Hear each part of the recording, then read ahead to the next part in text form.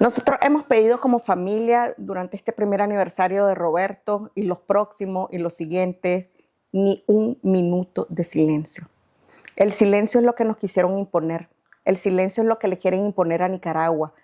El silencio es lo que busca la dictadura para borrarnos, para decir que no existimos.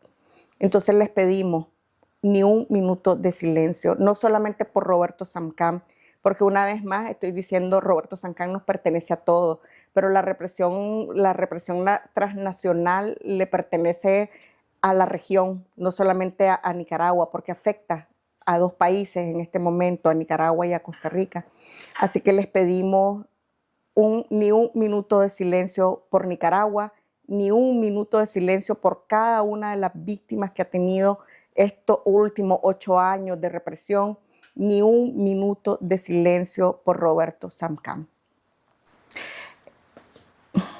Es una pregunta bien difícil, porque algunas veces nuestra razón de ser está siempre vinculada al vínculo, sobre todo cuando el vínculo es un hombre. Entonces, no te puedes imaginar a una mujer sin un hombre a su lado. Pero la relación de Roberto y mi relación con Roberto era mucho más compleja, mucho más hermosa, porque esta relación está fundamentada en la interdependencia de ambos y no en codependencias. Roberto y yo nunca fuimos codependientes. Y aunque yo decía que dependía súper, y le hacía bromas que yo no podía vivir sin sus huevitos espectaculares de la mañana, Roberto tenía una forma muy especial de demostrarme el amor, de tener esos lenguajes del amor a través del cuidado, y era muy cuidadoso en la forma en la que quería demostrarme ese amor todos los días. Pero también durante los últimos 3 años, y ahí está la sabiduría del tiempo y de la vida, durante los últimos 3 años Roberto tuvo que viajar muchísimo y estuvo fuera también por el tema de seguridad durante muchísimos meses. Y la primera vez que se fue, me acuerdo que yo llegué y le dije, pasas mucho tiempo encerrado, deberías de irte unos días donde tu hermana. Y cuando regresé de la oficina en la tarde, o sea, logística en mano, me dice, ya hablé con mi hermana, hablé con no sé quién, y hablé con Gabriel, nuestro hijo, y voy a ir aquí, después voy a ir allá y después allá. Y yo me quedé asustada porque hizo un plan para 6 meses. Y yo le digo como, ¿qué pasó? ¿Qué pasó? O sea, que aquí no pediste autorización. Vos, acuérdate que vos sos un marido domesticado, que tenés que pedir permiso. Y entonces nos pusimos a reír y se fue durante 6 meses. Fue la primera vez que yo me quedé sola durante 6 meses. Como logré controlar todo mi ambiente, no podía hacerme los desayunos en la mañana porque corría. Aprendí. Lo único que aprendí durante estos 3 años fue a crecer, a aprender un poquito, a ser un poco más independiente, a no tener los cuidados de la forma que los tenía con Roberto. Y esa interdependencia en nuestra relación que nos ayuda un montón a poder vivir separados estos últimos 3 años y que me ayuda durante todo este año a volverme a encontrar a mí misma, y habían sido algunos pasos que había dado durante estos 3 años anteriores. Me cuesta todavía pensarme sin Roberto, me cuesta pensar el resto de mi vida sin Roberto. O sea, algunas veces pienso qué voy a hacer. Y después me acuerdo que Roberto dijo que iba a hacer lo de siempre, lo que hacía todos los días. Y me dijo, para eso tengo una esposa que es súper valiente, independiente, feminista, y puede estar sin mí, y puede seguir sin mí. Y cada vez que iba a viajar y se iba a ir un montón de tiempo, era siempre como esa pregunta, o sea, ¿qué voy a hacer yo sin vos? ¿Quién me va a hacer mi huevito? ¿Quién me va a cuidar? Y siempre era esa misma respuesta, como, no te preocupes porque no tenés idea, mi esposa es una super pro. No, o sea, el iPhone 17, el iPhone 21 le queda poco, ella es una super pro. Y entonces yo le decía, bromeando, como, preséntame a tu esposa. ¿Sabes qué? Deberíamos de integrarla al grupo. Preséntame a tu esposa. Ha sido un camino difícil. Hay que integrarse. hay que integrarse. Pasar un año sin Roberto no es solamente pasar el tiempo. El tiempo por sí solo no hace absolutamente nada. Vos tenés que aprender a transitar ese tiempo, vos tenés que aprender a resignificar ese tiempo, tenés que trabajarte un montón. Y ahí hablo de algo que también es estructural y que tiene que ver con el costo que tiene, porque tiene un costo la terapia, la tanatología, la acupuntura, las terapias que yo he recibido para poder estar aquí, pero también yo he tenido un ejercicio que tiene que ver con ese ejercicio político del feminismo, que ya lo traía desde antes, y que ese ejercicio político de la búsqueda de información, de lecturas que me ordenan, de lecturas que me ayudan a entender el proceso. He leído un montón, he escrito un montón, me han ayudado a transitar este año y poder decir que estoy de pie y poder decir que estoy aquí enfrente, que puedo dar esta entrevista, que me puedo quebrar, pero que también me puedo rearmar a lo largo de la entrevista y decir que sigo en este proceso, que sigo en este proceso. De una pérdida brutal, la forma en la que nos arrebataron a Roberto es una forma tan cruel, tan inhumana, está categorizada como un crimen, se llama represión transnacional y hemos empezado a nombrarla y a decirla sin miedo. Existe la represión transnacional y Roberto se convierte en el caso más emblemático y más duro de la represión transnacional. De manera personal, mis hijos y yo hemos estado atendiendo nuestro duelo, aprendiendo del duelo, viviendo el duelo, tratando de no negar lo que significa este dolor de no tener a Roberto, de haberlo perdido, pero también aprendiendo a resignificar lo que significa una pérdida política como la que estamos viviendo. A nosotros nos arrebataron a un esposo dedicado y considerado y un padre ejemplar que no tiene jamás una manera de reemplazarse o de sustituirse o de encontrar alguna forma de consolarnos ante esa pérdida del padre que mis hijos han perdido y que la resignifican en el amor que deja. Y para mí esta ha sido una de las lecciones más importantes, no de la muerte, sino de la vida. Y es que somos el amor que dejamos en las personas, en las interacciones que tenemos, breves, cortas, largas. O sea, cada interacción que tenemos con una persona deja una huella en el otro que puede ser imborrable o que puede ser olvidable. En el caso de Roberto, deja huella imborrable.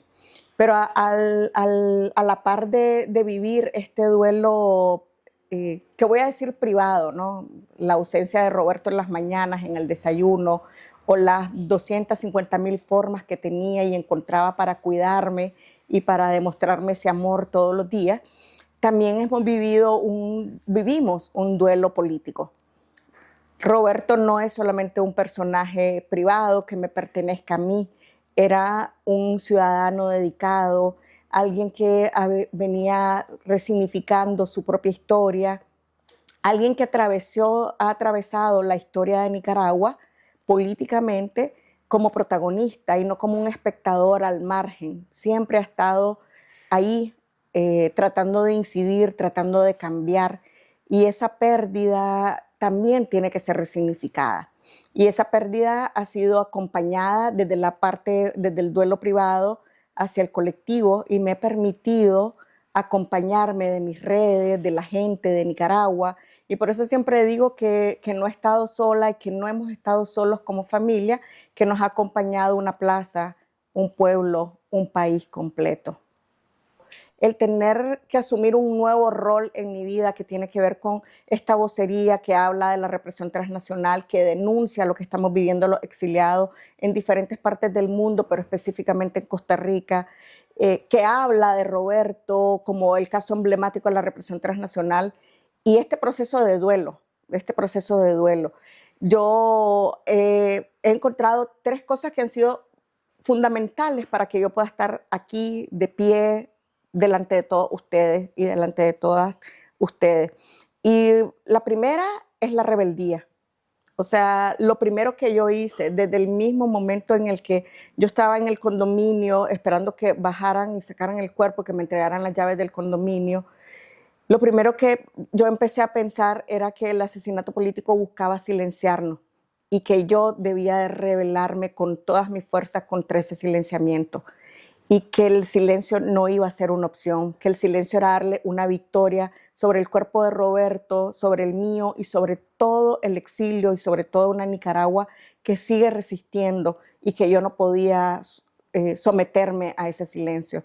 Así que lo primero que hice fue rebelarme contra el mandato político del silencio y decir no nos van a callar. Si no han podido callar a Nicaragua, si no han podido callar al exilio, si intentaron silenciar a Roberto y Roberto grita con mucha fuerza y con mucha contundencia todavía, no me van a silenciar a mí tampoco. Después, dentro de esa desobediencia, empecé a desobedecer el mandato social, que muchas veces es patriarcal, del duelo en las mujeres, de cómo debemos cada una de nosotras las mujeres vivir el duelo. Y yo dije, usualmente el duelo pretende invisibilizarnos, silenciarnos, hacer del duelo una identidad, del dolor una identidad, y yo dije, yo no soy esa. Y me niego rotundamente a obedecer los mandatos que me imponen que muera con la pérdida del duelo en nosotras las mujeres. Pero eso significó también analizarlo, ver cuáles eran esos mandatos y decir, yo no me voy a ver atrapada en esto. Otra cosa que hice, que ha sido fundamental para mí, es verme con mucha humildad y la humildad de reconocer que necesitaba ayuda, que necesitaba el abrazo de la gente que me quería, el afecto de la gente que me quería, porque algunas veces el dolor nos puede alejar del afecto, nos puede alejar del amor, de esa capacidad de seguir recibiendo amor y de seguir dando amor. Y yo dije, no me pueden arrebatar esa capacidad de recibirlo y esa capacidad de darlo, porque también sería otra victoria sobre ello. Entonces me reconocí humilde y dije, yo necesito de mis redes, necesito del abrazo de mis amigas, de mis amigos, de las personas que me quieren y estar cerca de ellas, aprender a pedir ayuda y a aprender a aceptar la ayuda, porque algunas veces a nosotras las mujeres nos condicionan para aprender a no necesitar nada, a ser autosuficientes, a esconder el dolor, a esconder el miedo, a esconder los sentimientos y reconocerme con humildad que los necesitaba, que necesitaba a mi amiga, que necesitaba el afecto, que necesitaba el cuidado, era ponerme en esa posición de humildad para recibir, para poder recibir. Y la tercera, y para mí también muy importante, es que las tres son importantes, ha sido la resignificación. Encontrar una forma de resignificar lo que estaba pasando. Resignificar para mí era encontrarle un sentido al sinsentido, porque dentro del duelo nada tiene sentido, nada, o sea, lo que hay es una controversia, o sea, vos empezás a pelear con ese espacio de la ausencia y decís, pero ¿cómo es posible que yo diga que lo extraño tanto si yo estoy llena de Roberto, si lo tengo en cada momento, si está conmigo desde que me levanto hasta que me acuesto, si me acompaña? ¿Y cómo? O sea, qué absurdo decir que lo extraño tanto, si me habita. Entonces, resignificar, encontrarle un sentido al sinsentido. Y yo empecé a resignificar a través de la palabra. Como les dije, o sea, al intento de silenciamiento, yo tomé la palabra. Yo empecé a escribir, empecé a narrar, empecé a denunciar, me fui a una gira de denuncia. Para mí la justicia es un tema muy amplio. O sea, la justicia no es solamente un proceso que involucra a jueces, a las víctimas, a las que denunciamos o a los perpetradores. O sea, para mí es un proceso muchísimo más amplio que tiene que ver incluso con una convicción en nosotros mismos. O sea, soy justa cuando a la persona que trabaja conmigo le pago de manera justa, cuando le respeto sus derechos, cuando soy justa, cuando voy caminando por la calle y hay un rótulo que dice no bote basura, o no está ni siquiera el rótulo y no tengo que botar basura. O sea, la justicia es algo muchísimo más amplio.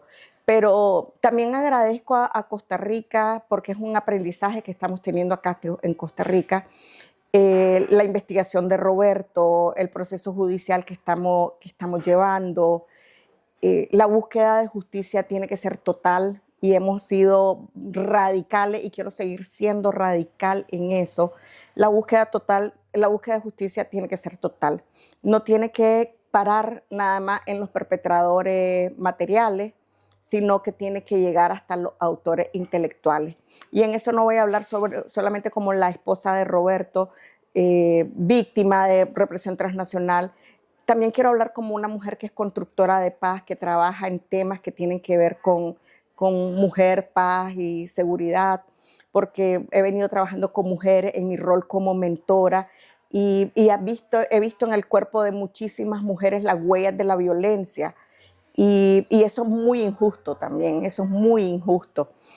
Y pensar que tenemos que llegar hasta el fondo, hasta lo estructural, hasta de verdad dónde empieza la violencia y quiénes son siempre los que están expuestos a la justicia, y mencionar que la justicia es difícil, que es un camino empinado, que yo sé que no es fácil y que sé que no va a ser fácil cuando hablamos de represión transnacional, cuando hablamos de un asesinato político como el de Roberto, en el que se tejen, en el que convergen tres dinámicas: una dictadura, la impunidad y la economía del crimen organizado local, que eso también es una estrategia política. Cuando hablamos de construcción de paz y de fenómenos estructurales, siempre tenemos que ver quién le puso la arma a los jóvenes, quién pone las armas, quiénes son los de cuello blanco que financian las armas, quiénes las llevan hasta las manos de los jóvenes, quiénes están pervirtiendo a esta juventud. Y a eso casi siempre hay un tema estructural. En el caso del asesinato de Roberto es político, sabemos que viene desde Nicaragua, que tiene que ver con la dictadura, que está vinculado al ejército, y que se teje estratégicamente con el crimen organizado costarricense, no como algo al azar, porque aquí no hay absolutamente nada al azar, aquí hay una perversión total en cómo se maquinó este asesinato. Y cuando se teje con las dinámicas del crimen organizado costarricense, lo que busca es borrarnos también de otra forma, porque usualmente el crimen organizado opera en matanza entre ellos mismos. Se matan entre ellos, los sicarios matan a un grupo, a otro grupo, y hay ajustes de cuentas entre ellos. Entonces, cuando viene una dictadura y contrata sicarios para hacer este crimen, lo que está tratando de hacer es que la opinión a nivel global y a nivel local lo que esté diciendo es: el seguro estaba vinculado a crimen organizado, seguro estaba traficando, y entonces tratan de borrarte y de ensuciar tu memoria a través de eso. Entonces, la justicia es también reconocer, la justicia es narrar la verdad, contar la verdad de los hechos. La justicia es que un periodista esté haciendo esta entrevista hoy y contando esta historia. Justicia es hacer memoria. O sea, la justicia es súper amplia. Como víctima, yo sé que la justicia va a tener que esperar, que Nicaragua tiene demasiadas cosas pendientes para cuando nosotros lleguemos, que tenemos que reestructurar un montón de cosas y que quizás la justicia esté siempre como lo primero. Para mí sin justicia no vamos a lograr todos los cambios que queremos, pero que tiene que esperar una reestructuración del Estado para poder empezar ese proceso de justicia restaurativa, de justicia transicional, por eso se llama dentro de un proceso de transición, y que puede ser un proceso bastante largo. Yo invito a la población nicaragüense a seguir en sus espacios de resistencia, porque eso también es justicia, a que nos reconozcamos dentro de ese ejercicio de resistencia, que reconozcamos las diferentes formas de resistir. Muchas veces yo escucho injustamente a mucha gente quejarse de que si yo tomo la palabra, ¿por qué otras personas no toman la palabra? Y decir que lo rico de una resistencia es la diversidad, que hay diferentes formas, diferentes frentes, y que todas son válidas, que cualquier persona que ha escogido la clandestinidad como forma de lucha política es también válida, porque no hay ningún sentido en esta resistencia si el sentido mismo de la resistencia no es defender la vida. Así que si alguien no se siente seguro y que elige la clandestinidad, si alguien se tuvo que ir de Costa Rica a España y se siente culpable por haberlo hecho, yo siempre los invito a que se liberen de esas culpas y que desde donde estén busquen espacios seguros y continúen su resistencia. Y que la resistencia no es homogénea, ni tiene que ser una forma única, ni tiene que ser absolutamente a través de la palabra, que hay múltiples formas de seguir resistiendo. Que una persona que esté en el exilio y aunque no tenga protagonismo en redes, aunque no esté tomando la palabra, está resistiendo desde el exilio, tratando de sobrevivir, tratando de adaptarse a un país nuevo. Y es un ejercicio de resistencia, porque lo más fácil podría ser decir, me voy a regresar a normalizar lo que no es normal en aquel país. Entonces, quedarte en el exilio, decir, voy a seguir resistiendo aquí, es también un ejercicio de resistencia válido, loable y que debe ser reconocido por todos y por todas.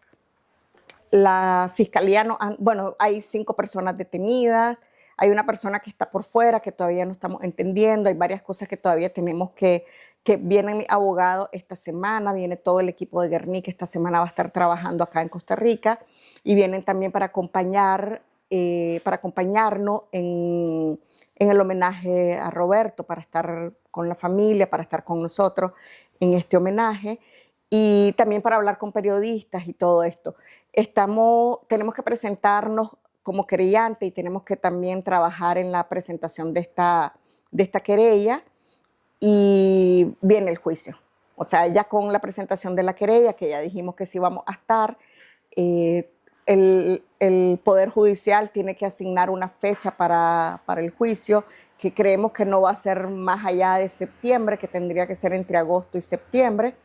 Y ya tendríamos a los ejecutores materiales, tendríamos por primera vez los nicaragüenses un juicio que tiene que ver sobre represión transnacional, que ya desde ahorita, como victorias tempranas, le llamo yo, la Fiscalía ha nombrado y la OIJ ha encontrado el crimen de Roberto como un crimen político.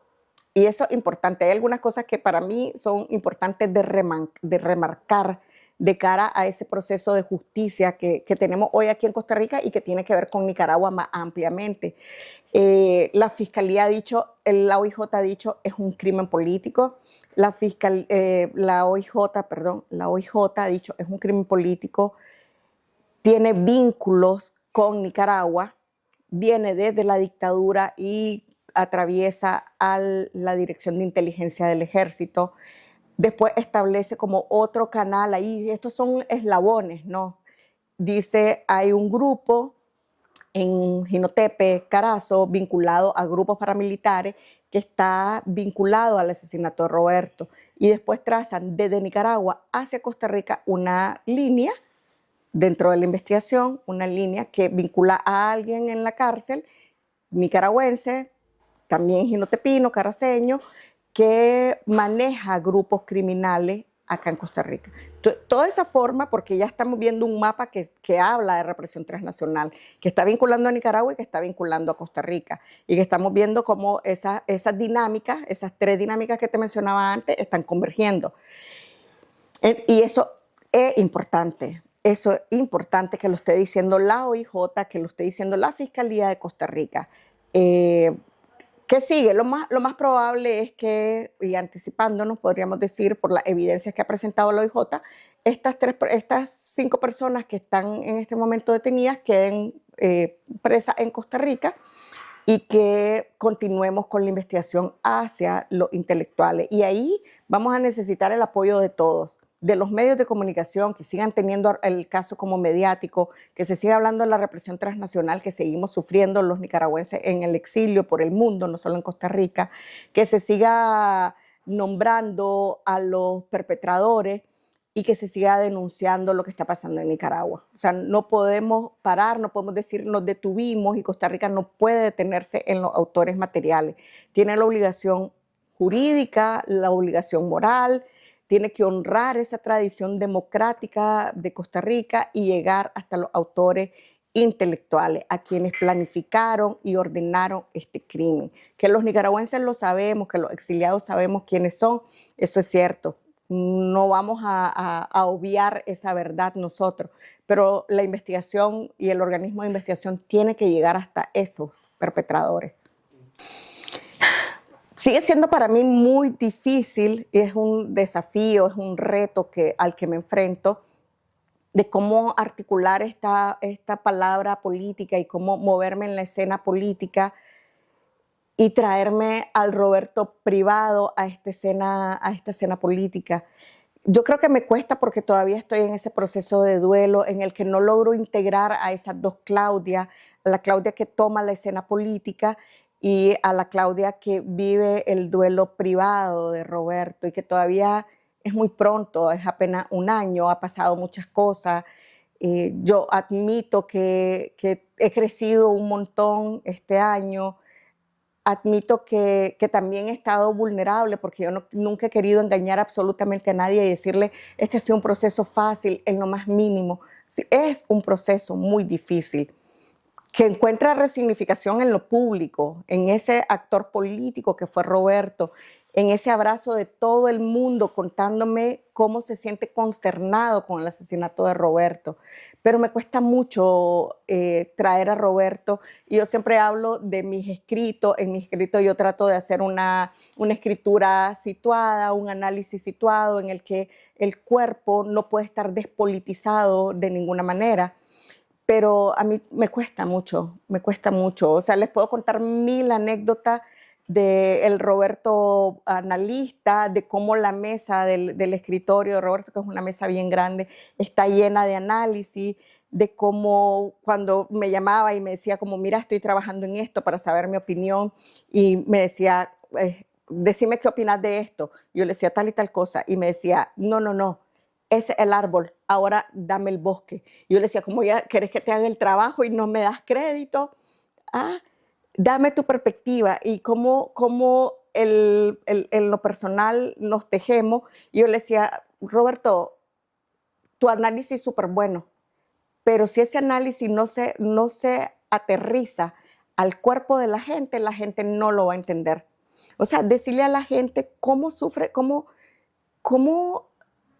la libra de arroz que cuesta 20 pesos y debería de costar 7 pesos, le arrebata la educación de sus hijos o bienestar o otras cosas. Y esas eran nuestras discusiones políticas todo el tiempo. Yo le decía, como esta relación se volvió tóxica, todo el tiempo la estamos politizando. O sea, necesitamos salir, hagamos un pacto, de tal hora a tal hora no hablemos de política, porque no puede ser posible que en cuanto nos levantamos, agarramos el teléfono para ver qué pasó mientras dormimos y empezamos el día con política y terminamos el día con política. No puede ser posible, o sea, que estemos hablando de cuánto cuestan los huevos en Costa Rica mientras hacemos el desayuno, porque eso es político. O sea, y nosotros siempre lo personal es político. O las bromas que hacíamos en este Roberto político, decía que yo lo quería transformar a feminista, y entonces me decía, es que vos me querés hacer feminista, y yo le decía, yo no te quiero hacer feminista, yo te quiero hacer feminista. Y entonces siempre hablaba y decía, ¿sabes qué, Claudia? Tenés que entender que yo ya estoy deconstruido. No, decirle a la Tere, siempre me hacía esa broma, decirle a la Tere que me puede llevar a sus campamentos de ejemplo, me puede poner de ejemplo. Y ese era el Roberto que para nosotros, como dos entes políticos y bien politizados, no podíamos vivir ni siquiera la vida privada, la vida íntima, sin politizarlo absolutamente todo. Absolutamente todo. Y yo le hablaba como, ¿sabes qué es lo que pasa? Es que aquí también tenemos un ejercicio de poder. O sea, la gente tiene que entender que vivo con un ex militar con el que todos los días tengo que pelear para recordarle que la que manda aquí soy yo, que la que manda aquí soy yo. Y todos esos ejercicios son profundamente políticos también. Entonces, en todo lo que hacíamos había algo político, siempre. Sí. Algunas veces veo a la Claudia de ayer y algunas veces veo a la Claudia de hoy, en presente. Trato de verme en presente, me veo frente al espejo y algunas veces no me lo creo. Yo no me creo que esté viviendo todo lo que he vivido estos últimos 8 años. Ha sido súper duro, no solamente para mí, o sea, y otra vez me trato de despolitizar y otra vez me trato de desmarcar y decir, estamos viviendo los nicaragüenses procesos demasiado duros. Esta resistencia nos está costando demasiado, demasiado, y trato de ver mi cuerpo político a través de ese portal que es la historia de Nicaragua, y que el asesinato de Roberto me ha abierto ese portal hacia una historia que yo no viví, porque yo era muy pequeña. Y de repente conecto el asesinato de Roberto con otros asesinatos políticos que han tenido un impacto inmenso en la historia de Nicaragua, como el de Pedro Joaquín Chamorro, como el de Larlenciú en Carazo. Yo en Jinotepe aprendí mucho de Larlenciú, como el de Báez Bones en el mismo Jinotepe, que es un símbolo y que murió en 1958, 50 y pico, en la dictadura de Somoza, que yo ni los conocí. Y se me ha abierto este portal, y entonces es difícil ver a la Claudia del futuro. No puedo ver a la Claudia dentro de 5 años porque estoy tratando de vivir en presente. Estoy tratando de absorber el golpe del presente, lo que significa estar día a día en este proceso, y tratar de ver un poquito el pasado para entenderlo, el pasado. Uno de los ejercicios más difíciles que he hecho en presente ha sido tener que verme políticamente hacia adentro para sostenerme, porque uno podría decir ante la represión transnacional, el asesinato de Roberto, uno podría decir, no quiero saber nada más de ese país. ¿Sabes qué? Y lo ha hecho mucha gente. Cierro la puerta y corro la ventana y no me interesa más lo que pase allá. Yo voy a trasladarme, estoy viviendo aquí y voy a vivir aquí, voy a hacer mi vida aquí, me voy a olvidar de todo porque le tengo rencor al país. Y yo he tenido que hacer ese ejercicio de sostenerme políticamente, de transitar la historia del país y darme cuenta que el país también ha sido una víctima de las dictaduras que hemos vivido, y que el país también necesita sanar su herida, y que también necesita ejercicios de memoria que lo ayuden a entender y a comprender esa historia tan fragmentada que tenemos. Y yo he tenido que abrazarme con Nicaragua en algunas noches y sostener a ese país y sostener esa bandera y decirle que no voy a abandonar esa lucha, porque también en ese país está Roberto. Y decir, me quedo en el ejercicio de la palabra, y no voy a ver a mi país con rencor. También abrazarlo en esta lucha, en estos momentos tan duros que vive. Yo vivo la represión transnacional y el asesinato de Roberto, pero Nicaragua tiene una historia de dictadura y de heridas que necesita que se las curemos. Ahorita, para ir cerrando, mencionabas desmarcar, intentar desmarcar eso. Te pregunto, ¿lo lográs alguna vez? Desmarcar esa Claudia activista, esa Claudia defensora, esa Claudia esposa, esa Claudia viuda. ¿Algún momento lo lográs? ¿O cada vez es más complejo y darte cuenta que es una relación totalmente simbiótica, una con la otra? Es un ejercicio de elección, y ahí sí voy a hablar de mi capacidad política para poder elegir. Yo elegí la palabra. Yo elegí quedarme en Costa Rica porque pude irme a España después del asesinato de Roberto. Como mucha gente me sugirió irme para España, yo elegí quedarme en Costa Rica. Y yo dije, me quedo en Costa Rica. Este también es mi país. Y ya me exilié una vez y no tengo por qué seguirme exiliando. No quise hacerlo. Y también elegí no culpar a Nicaragua, entenderla, comprenderla, como te dije, abrazar a Nicaragua en este momento de noche oscura que vive de nuevo. Y algunas veces me pregunto si le va a salir el sol algún día a nuestro país, y que trabajamos todos porque salga el sol. Y fue mi elección no correr la puerta y no cerrar la cortina. No, yo dejé la puerta abierta hacia Nicaragua. O sea, mi trabajo, lo que estoy haciendo, no tiene ningún sentido si yo pierdo a Nicaragua. Para mí el sentido de todo lo que estamos haciendo es volver. Es tener una Nicaragua democrática, es tener paz, es poder vivir en nuestro país y tener lo que queremos allá. Entonces, no, fue mi elección. Yo elegí ver a Nicaragua desde otro ángulo, desde otra forma, y no culpabilizarla. No, y una vez más, no quiero que las otras personas que puedan ver esta entrevista digan como que les estoy tratando de dar lecciones o que estoy haciendo discursos coaching de ninguna manera.